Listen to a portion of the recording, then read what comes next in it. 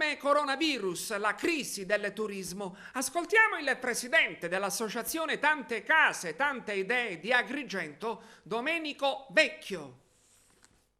L'unica industria, l'unica forma di sviluppo turistico per la nostra terra è il turismo, non ci sono altre forme di sviluppo turistico, non ci sono altre industrie, non ci sono altre forme di occupazione. Crediamo nel turismo, cioè continuiamo a credere e oggi vedo qui tanti amici, tanti conoscenti, ovviamente il sindaco, i nostri rappresentanti, i nostri deputati, ma anche tanti colleghi che gestiscono strutture turistiche nel territorio e credo che sta succedendo qualcosa di veramente eccezionale. Noi dobbiamo dire grazie, lo dico paradossalmente, al coronavirus, a questa emergenza, perché siamo tutti insieme riuniti in questa sala, grazie a chi ha promosso questa riunione, questo incontro, per parlare dell'emergenza turistica e di quello che più ci attanaglia, che è un'emergenza turistica generalizzata, perché non è un'emergenza turistica che noi viviamo solo in tempi di coronavirus.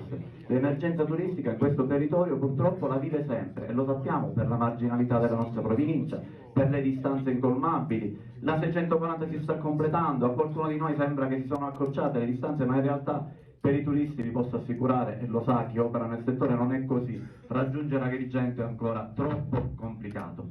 Io credo, vedo che Fabrizio abbassa la testa, che è d'accordo, io credo che non servono grandi idee per risollevare l'industria turistica, penso che invece la proposta che sta arrivando dai nostri deputati e dai nostri politici sia la proposta migliore, cioè quella di uno sgravio fiscale. Non so in che termini questo sgravio potrà avere dei benefici nei gestori delle piccole strutture ricettive, dei B&B e delle case vacanze, ma sicuramente uno sgravio fiscale per le nostre imprese turistiche credo che sia la soluzione migliore, la soluzione da adottare nell'immediato, così come sta avvenendo nel nord Italia. Mi auguro che possa avvenire anche nel nostro territorio e nella nostra amata Sicilia. Grazie a tutti.